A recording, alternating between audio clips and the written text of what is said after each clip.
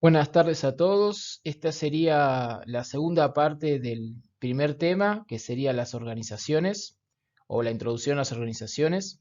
La clase pasada habíamos visto la definición de administración, cuál era su objeto de estudio, que era la organización, la definición de gestión, que era asumir las responsabilidades para administrar.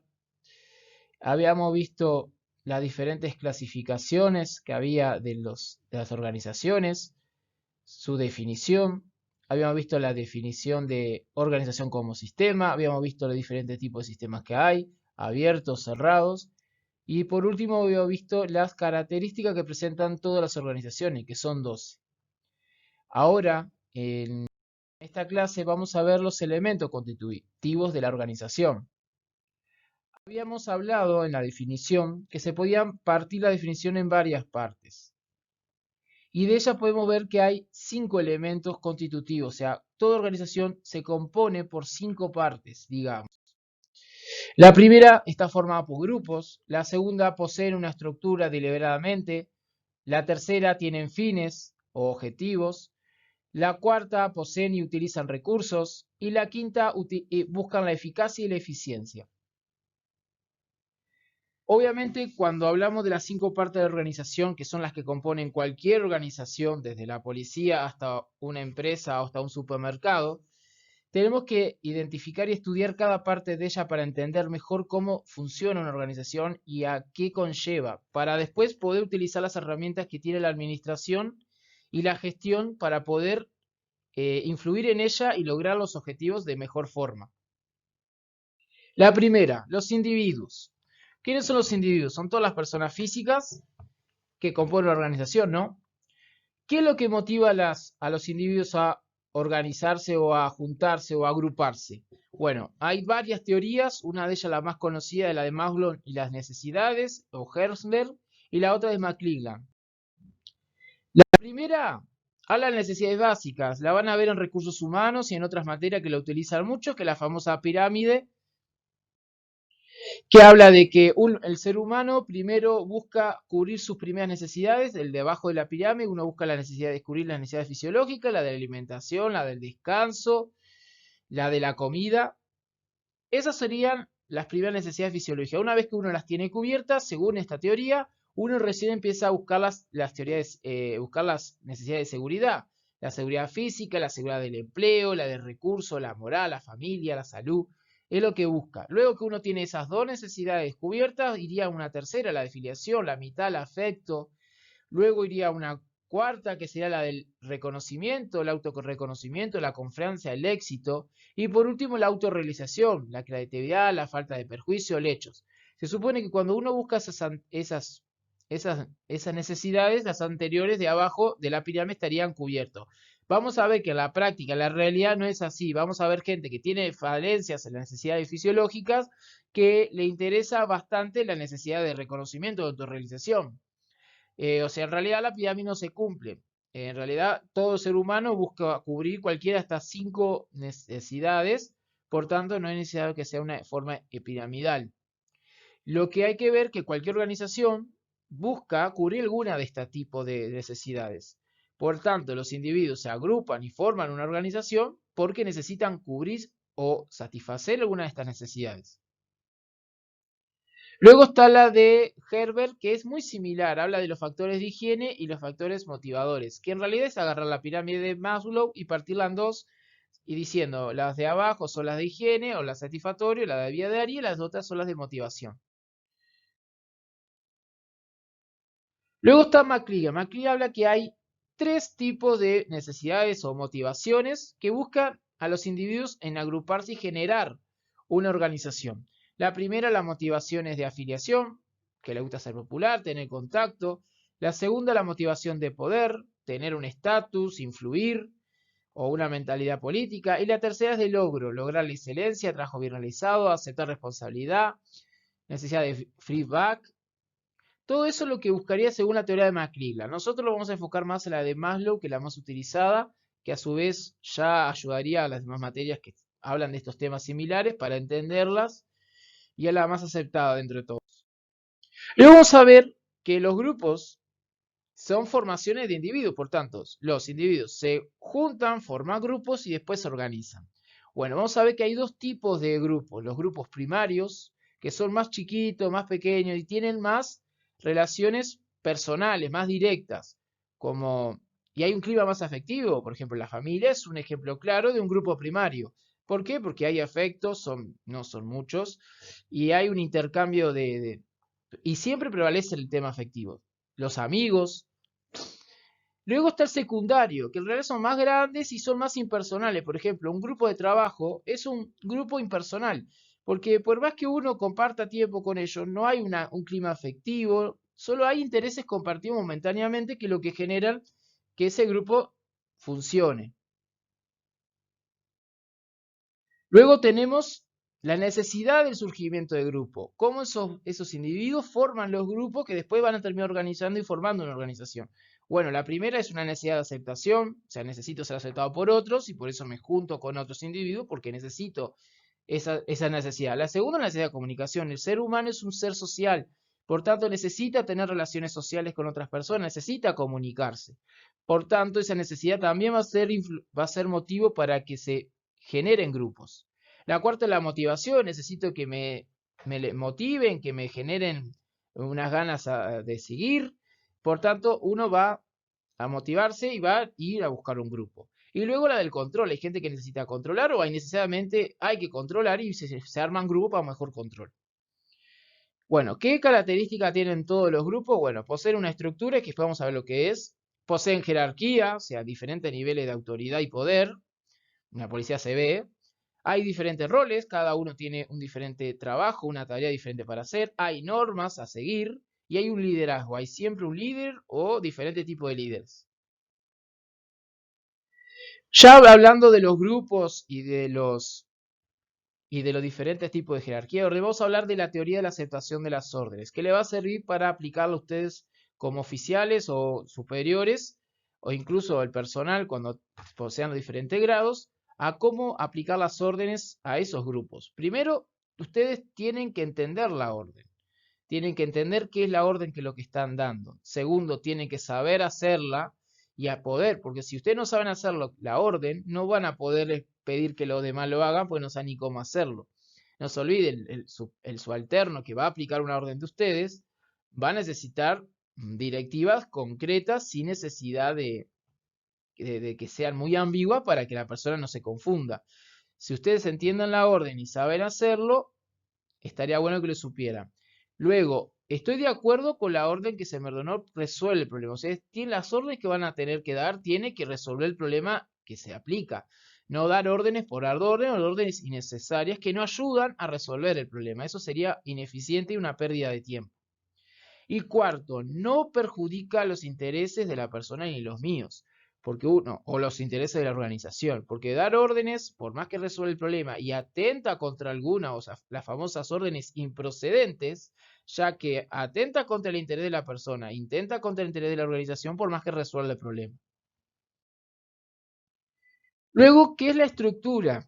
La estructura vamos a ver que parte de la división del trabajo y es la forma de organizarse o de ordenarse, con otras palabras, la organización. Luego que esos individuos, por diferentes motivos o necesidades, se agrupan, forman un grupo y se organizan, forman una estructura. Bueno, ¿cómo se forma la estructura? Bueno, se divide el trabajo, se descentraliza la autoridad, obviamente no queda en una sola persona tomar todas las decisiones, sino que se descentraliza y se delegan. Y luego aparece la coordinación y el contralor. Las demás partes de la organización, las demás funciones. ¿Se acuerdan que hablamos que la función de la organización tenían 4 y una quinta? Bueno, en la estructura aparece prácticamente 3 de ellas, porque es el centro de la estructura para aplicar la organización. Luego, la división del trabajo. ¿Qué es lo que divide? ¿Cómo se divide el trabajo? Bueno, se divide por poder o fuerza. El que manda y el que obedece, se dice. El que piensa, el que hace, y el que hace y el que controla. Son diferentes formas de dividir el trabajo. Y vamos a ver que hay dos tipos. Está la división horizontal y la división vertical. La división horizontal es entre iguales, digamos, que lo que busca es dividir por funciones o tareas dentro del mismo nivel. Y división vertical ya lo que busca es división más, digamos, de grado, si se le usa una palabra para que lo puedan entender. Acá está la definición de visión vertical, que la utilizo mucho para los parciales y exámenes, que dice, consiste en discriminar diferentes niveles jerárquicos de acuerdo con la clase y el grado y el tipo de decisiones que cada uno puede tomar. Conclusión, la jerarquía, los grados policiales que tenemos hoy en día, lo que nos hace es discriminarnos el nivel jerárquico que tenemos y nos dice qué tipo de decisiones podemos tomar. Es lo único que indica el grado. El grado policial es la división vertical del recurso humano dentro de la Policía Nacional. Dice, el cabo, el agente puede tomar determinadas decisiones. Hay otras que la tiene que tomar un sargento. Hay otra que un suboficial mayor, otra un oficial y así sucesivamente. Y dice, ¿a quién va a obedecer particularmente ese grado? Nada más, no sale de ese ámbito la necesidad, no es una superioridad de más allá de eso, que es otro tabú, que es un tema histórico en la policía, el clasismo, que vemos que mucha gente piensa que el grado es más allá a solo tomar decisiones, piensan que el grado sobre otro es superioridad en muchos ámbitos más allá del trabajo funcional.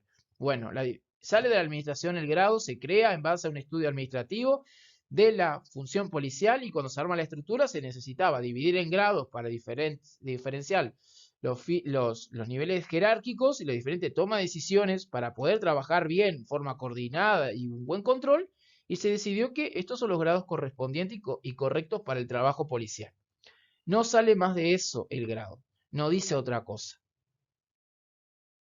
Vamos a ver que hay diferentes tipos de niveles, el operativo, que es el más abajo, el que hace las operaciones, el táctico y el de la estrategia.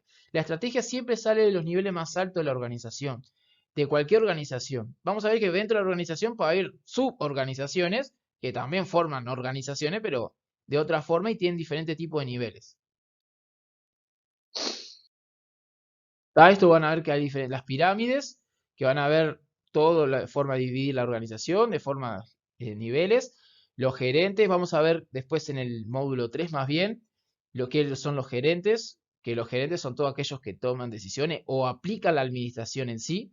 Hoy por hoy le podemos llamar oficiales, más bien dicho, pero cada grado policial es un tipo de gerente, de bajo nivel o de alto nivel, que después lo vamos a ver. Los gerentes operativos sería el personal de escala básica, y el gerentes medio serían los oficiales que no son jefes, y los oficiales que para arriba serían más los directores, se le dice, o gerente de nivel alto. Vieron, la forma piramidal que siempre obtiene una organización es porque mientras más nivel bajo, están más para hacer que para dar órdenes y son más cantidad de gente a su vez. A su vez que tienen más funciones para hacer y más tareas. Es la idea, los de abajo están más para hacer y los de arriba más para pensar. La división vertical, bueno, lo que hace es dividir en departamentos o departamentación, como se le llama, en actividades similares y homogéneas. O sea, que sean similares, parecidas o compatibles. Ustedes no van a poner una oficina, por ejemplo, crean la oficina de operación, una seccional, y se ponen que la oficina es la seccional 1, tiene que hacer la contabilidad de jefatura. No, no pega. Si es la seccional, tiene que hacer los trabajos de acuerdo a lo que es homogéneo para una seccional y a la función de contabilidad que lo haga algo que tenga similares a eso. Por eso se quedan los diferentes departamentos con diferentes criterios. Hay muchos criterios para armar un departamento o división horizontal, que lo que vamos a ver en este curso lo vamos a hablar por arriba. Después, más adelante, cuando hablemos de estructura, los diferentes tipos de estructura los vamos a profundizar. ¿Qué es lo que responde a esa división, esa departamentación? Bueno, siempre va una estrategia. Uno tiene que ser inteligente y buscar una estrategia. Y esa estrategia, al llevarla a la práctica, va a buscar un correcto división del trabajo. Bueno, ¿qué situación influye en ella? Bueno, la misma estrategia, la tecnología, el medio ambiente, no el medio ambiente del tema de contaminación, no. El medio ambiente estamos hablando de todo lo que rodea a la organización, todo lo que está fuera de la organización se llama ambiente o entorno, que vamos a ver que hay varios tipos de entorno y vamos a ver qué tipo de influencia genera en la organización, a su vez que la organización va a intentar influir en ella. También el tamaño de la organización va a generar un diferente tipo de organización. No es lo mismo una organización chica que una organización grande, una organización estatal o una empresa. Cada una ya de por sí apunta a un tipo determinado de departamentación. Esto es un ejemplo claro. En nuestro caso está en la Ley Orgánica Policial. Si ustedes leen más o menos, en resumen, va a ver que la policía está dividida más o menos así, generales, ¿no? Obviamente, cuando se el organigrama propiamente dicho es mucho más grande y mucho más amplio. Pero por el modo de ejemplo, para que entiendan, en la departamentación hay dos tipos, está la primaria y la secundaria. La primaria abarca la cumbre estratégica y la línea media, y el secundario es la división del departamentos del núcleo operativo. Cuando veamos las partes de la organización vamos a ver que hay 5 partes. Las partes de la organización, que son el núcleo operativo, la cumbre estrategia, la línea media y los staff de apoyo y la tecnoestructura. Eso vamos a ver que son 5 partes que se les llaman técnicamente. Bueno, cuando ustedes arman la parte de la pirámide en sí está la cumbre, la línea media y el núcleo operativo. Bueno, las dos primeras, que son las de mayor nivel, se dividen siempre con un criterio, siempre se busca abarcar un criterio a esa misma. Y por último se divide abajo, que es donde se va a hacer más las tareas que están para trabajar, y siempre terminan a veces igual o a veces muy diferentes los criterios. ¿Cuál es el criterio de asignar actividades? Porque la división de trabajo, ¿qué consiste? Agarrar todas las actividades y dividirlas en formas con un criterio. Bueno, el primer criterio de asignar actividades a diferentes departamentos es que sean semejantes o homogéneas. Por ejemplo, quiero el departamento de contabilidad. Bueno, voy a poner todo lo relacionado a la contabilidad ahí. Ese sería el criterio de semejanza o homogeneidad. Luego el de máximo uso. El máximo uso a veces se ve, por ejemplo, en tareas que no sabemos en qué oficina ponerlo, pero hay una oficina que lo usa más esa función. Bueno, se lo pone a esa oficina porque es más correcto. Incluso pasa, y ese mismo criterio se utiliza para distribuir diferentes recursos. Por ejemplo, el recurso, tener una impresora. Hay una sola impresora y hay 3 oficinas. ¿En dónde se va a colocar esa impresora? Se puede armar, como se le dice, una isla, pero ¿dónde? ¿Cerca de quién? Siempre a veces se pone esa impresora en la oficina que se utiliza más y al lado de la persona que imprime más, porque no es lo mismo, hay dos funcionarios y capaz hay una función que imprime 2 papeles al día y hay otro que imprime 200. Obviamente la impresora tiene que estar más cerca de esa persona para ahorrar tiempos. Ese sería el criterio de máximo uso. El tercero sería el de oposición de interés. Este es muy importante y en la policía súper mega importante. ¿Por qué? El fin de este criterio es evitar el fraude o evitar falta de control. El hecho es que, por ejemplo, hay oficinas que no puede hacerle una persona dos funciones determinadas, dos actividades determinadas, porque pueden generar un fraude. Eso se ve mucho en la parte financiera, en el movimiento de la plata, en la parte de contabilidad. En contabilidad, por ejemplo, no se puede poner la persona que registra los movimientos contables, que sea la persona que paga el dinero y la persona que liquide el dinero. O sea, por ejemplo, un sueldo. Hay siempre una persona que es la que es responsable de liquidar sueldos, hay otra responsable de llevar los registros en los libros contables y hay una persona que se paga. En otras palabras, normalmente en una empresa privada, no en la policía, porque normalmente en el área de contabilidad hacen esas dos funciones, hoy por hoy lo hace el DELSI, está el que liquida sueldos, el DELSI, contabilidad de cada unidad tiene su contabilidad, que es el que lleva los registros, y está tesorería, que es el que paga. Ninguno de los, son 3 áreas diferentes para evitar una oposición de interés. En cualquier comisaría, en cualquier seccional, cuando hay trabajo de que necesita un contralor especial donde pueda haber delitos de fraude, estafas o peculado, lo mejor es generar una oposición de interés, generar que dos personas hagan las tareas diferentes para evitar un engaño y que se controlen mutuamente. Una persona lleva el registro y la otra lo paga. Cosas así. El cuarto criterio según el interés del jerarca. Ese es un criterio libre, queda a criterio del jefe del momento cómo quiere asignar la tarea. Se supone que si son jerarcas inteligentes van a aplicar un buen criterio y no van a hacer criterio como según el día se levantó.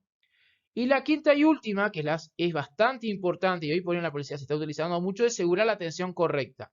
Hay a veces que hay actividades que se ponen en oficinas que a veces no parece, no tendrían mucha homogeneidad para un correcto atención. Por ejemplo, en las oficinas de atención al público pasa eso, que a veces se hacen tareas que no le corresponde a la oficina en sí, pero como atendían correctamente a la gente, agrega valor, lo agregan y lo ponen ahí o lo ponen cerca. Después vamos a ver las formas tradicionales de departamentización. La primera es agrupar por tiempo. Se ven en los hospitales y en bomberos. Tal CTI, cuidados intermedios y las poliquías normales. Es según el tiempo de atención, la urgencia que hay. Eso es, o el triage, como se dice, eso es la diferente forma de atender. Es por tiempo, se divide el trabajo. Lo mismo pasa en bomberos. No es lo mismo un incendio en un contenedor que un incendio en una casa o un incendio en un edificio. Obviamente, los diferentes tipos de urgencia generan atenciones diferentes.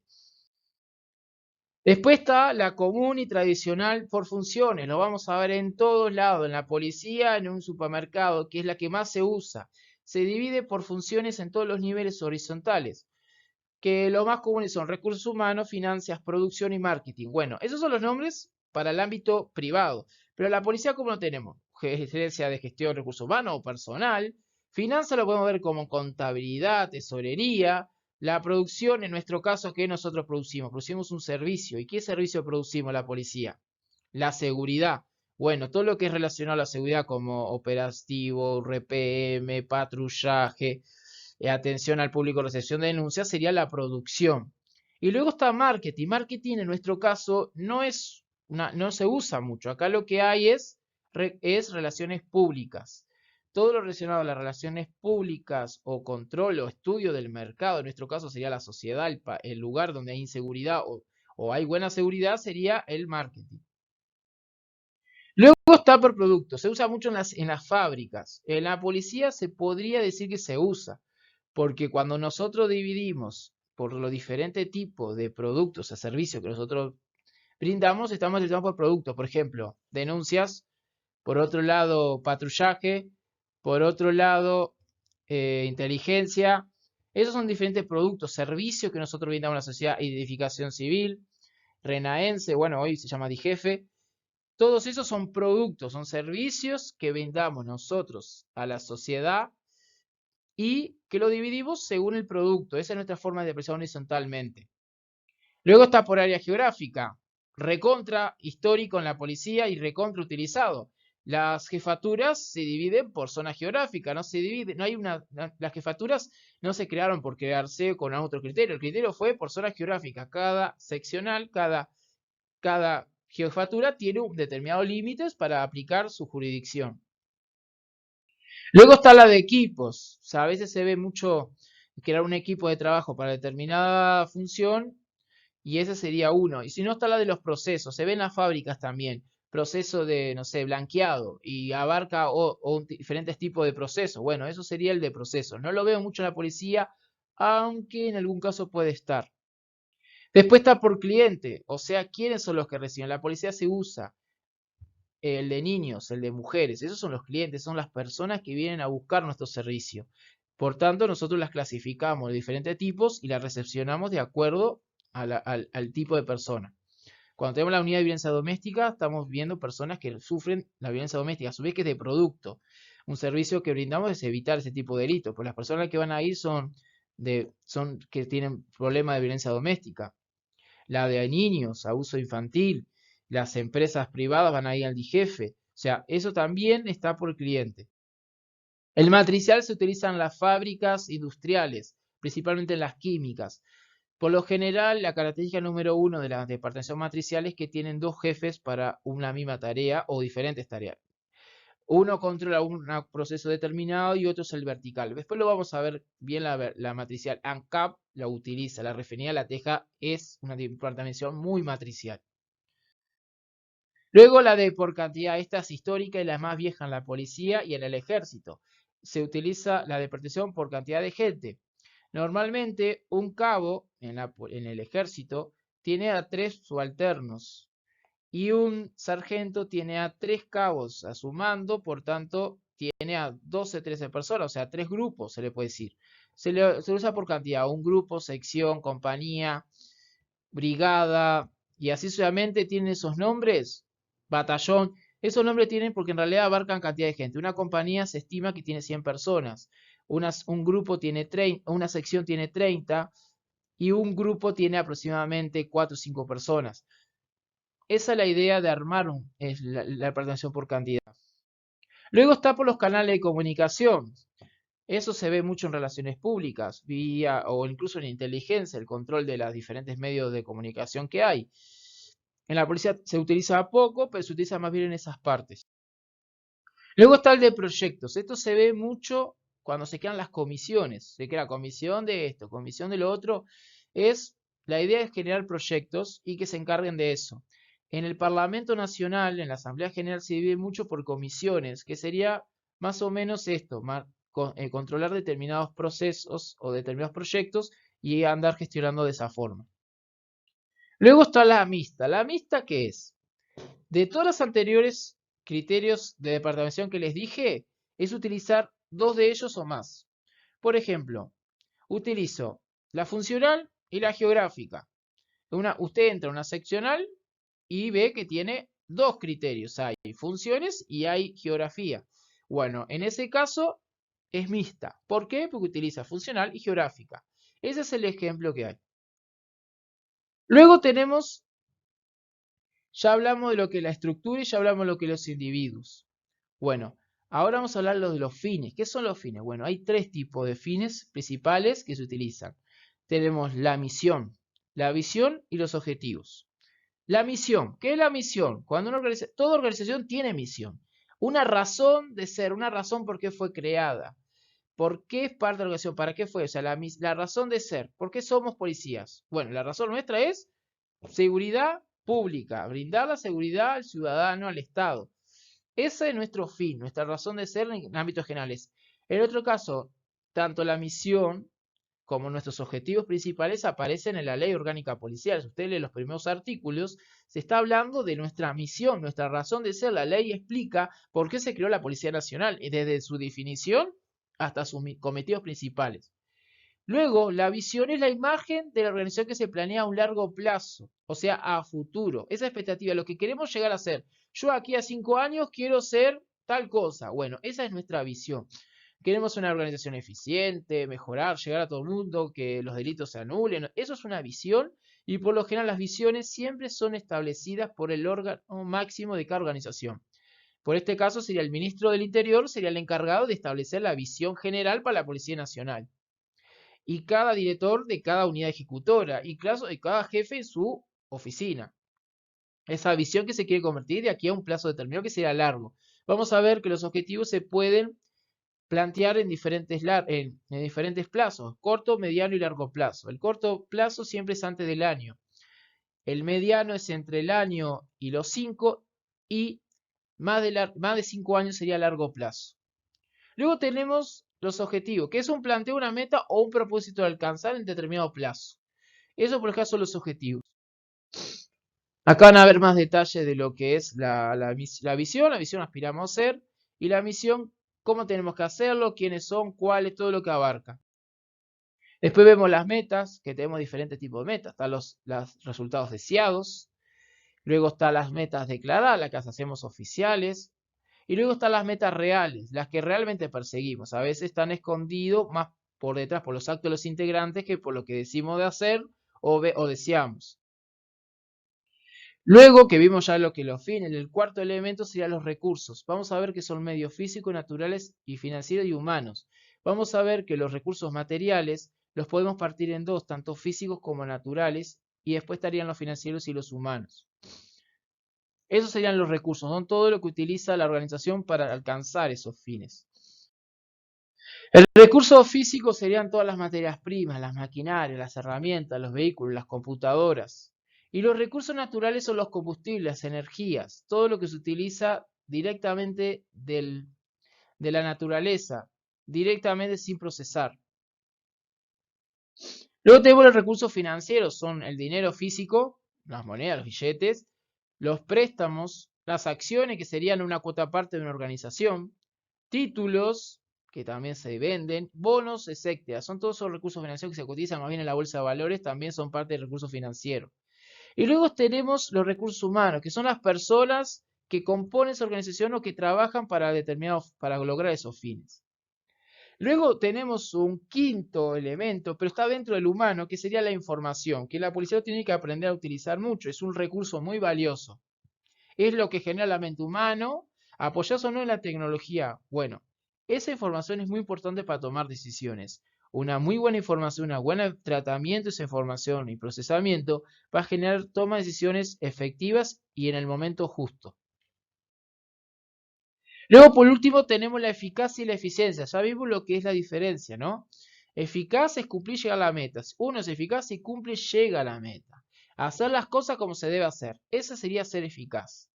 Luego podemos ver que una organización se puede ver si es eficaz según el punto de vista. Una persona individualmente puede ser eficaz si logró sus propios intereses. Una organización es que si logró sus objetivos. ¿Cómo sabemos que si el objetivo la organización es eficaz? Si cumplió los objetivos que se propuso, los cumplió, es eficaz. Y luego si cumplimos los objetivos hacia un cliente externo, bueno, si logramos las expectativas, pues nosotros pudimos haber puesto bajar la rapiña un 20%, por ejemplo. Pero el cliente externo, que serían los ciudadanos del Uruguay, tiene una expectativa mayor, más amplia a eso. Sí, capaz que nosotros logramos los objetivos, son eficaces, pero el cliente externo no lo siente así. Entonces, si no lo siente así porque no cumplimos su expectativa, no seríamos eficaz en ese punto. Capaz que yo como policía o los objetivos individuales lo logramos. Todos llegamos a intereses, todos cobramos más, por ejemplo. Un interés común que creo que nadie le gustaría decir que no, sería, por ejemplo, un logro sería que en estos años tuviéramos un aumento de sueldo. Bueno, si tuviéramos un aumento de sueldo y conseguimos eso, llegamos a objetivo. O, por ejemplo, uno, bueno, detener tantas personas y cumplir tu trabajo, no tener sanciones. Son objetivos personales que son intereses que cada individuo dentro de la organización persigue y son válidos.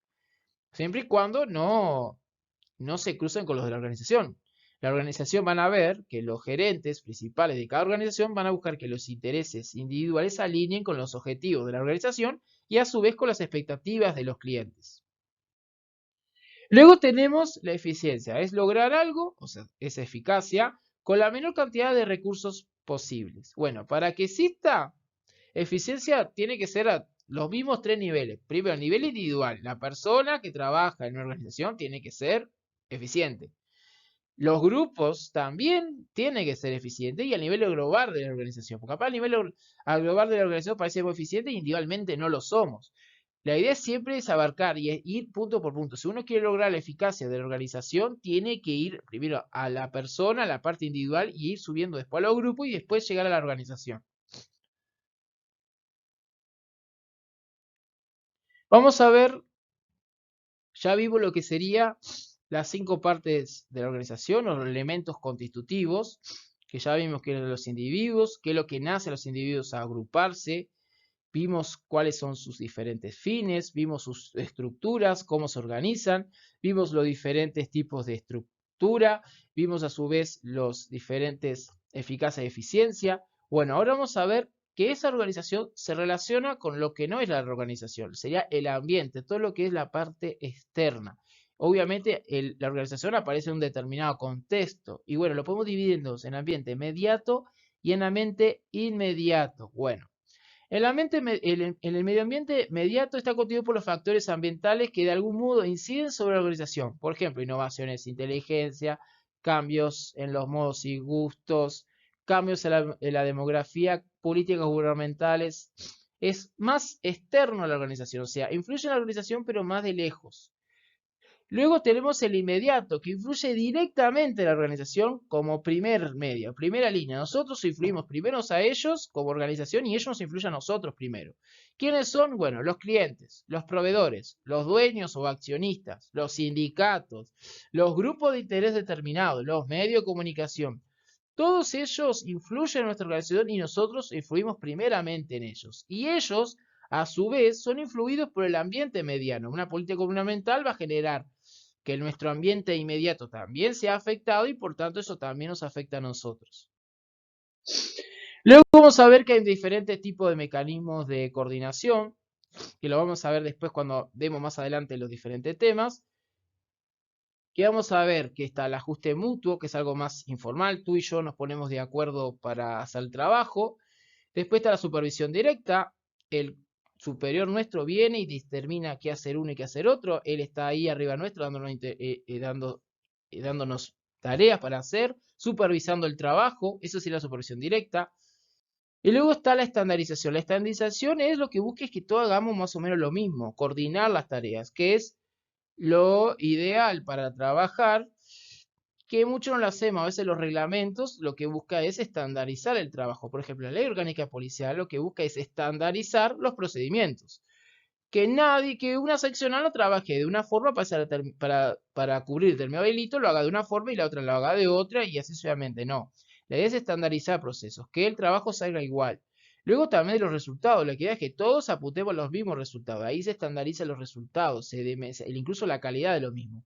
Incluso las calificaciones, o sea, cómo se mide, qué se le considera calidad, que no. Las calificaciones de ascenso, hay una estandarización, no hay una unidad que califique de una forma y otra unidad que califique de otra. Si estamos dentro de la misma organización, vamos a tener el mismo sistema. Luego vamos a hablar, para la clase que viene, lo que es la estructura organizacional. Vamos a hablar todo lo que es la estructura. Vamos a empezar a profundizar en ella. Ya vimos por arriba lo que es las partes de organización, vimos lo que es la coordinación, que se las voy definiendo, que es la sincronización e involucración de todas las tareas que hayan. Si uno no sincroniza las tareas y involucra a todas las necesarias, el trabajo no va a salir. Y para esta clase que viene vamos a hablar lo que es la estructura en sí, vamos a entrar en ella, porque la idea es después es a que ustedes aprendan a dibujar una estructura o a modificarla, para que después ustedes como jefes o personal no tengan inconveniente en hacer cambios en esas estructuras que hay o para contribuir en sus mejoras. Bueno, hasta la próxima clase, un gusto.